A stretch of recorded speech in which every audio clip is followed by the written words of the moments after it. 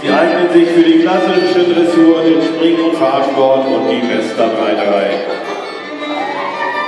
Das Welsh Pony ist der Rolls-Royce unter den Robusten, eine Rasse mit langer Tradition, die ursprünglich von den britischen Inseln stammt. Es gibt sie in 4 verschiedenen Sektionen, A, B, C, D und die Welsh Barclays. Ponys mit mindestens 12,5% Welshblut. Alle Farben sind erlaubt, außer Schecken. Wir haben Pech. Unter dem Sattel sehen Sie 2 Welsh Bees und einen Hartwell.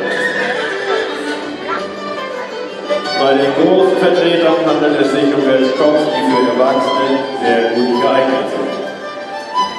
Und den Marathonwagen sehen wir hier von 4 Welsh Mountain Ponys gezogen. Diese kleinen bis 1,22 großen Pferdchen sind echte Sportskanonen und gleichzeitig das perfekte Einsteigerpferd für unsere Kleinsten. Intelligent, mutig und mit feurigem, aber kontrollierbarem Temperament, so kennt man sie. Auch die Eleganten unter ihnen können problemlos robust gehalten werden. Welsh Ponys binden sich oft sehr eng an ihre Besitzer und gehen für sie durchs Feuer. Und wegen der verschiedenen Größen findet auch hier jeder sein Traumfeld.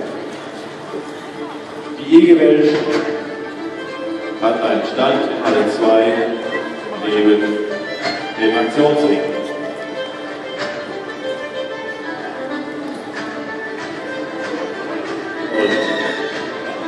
Die Akteure, die wir heute sehen, sind Carlo Nikos und Lori, Anja Mertens auf Corso, Andrea Abig und Schickeria, Janina Nicolini auf Toga, Monika Geier und Tara, Annegret Kesseling auf Horst, Katharina Wildberg mit Meadows, Martin und Ulrike Wolle und Andrea Gerard mit dem Fahrpony.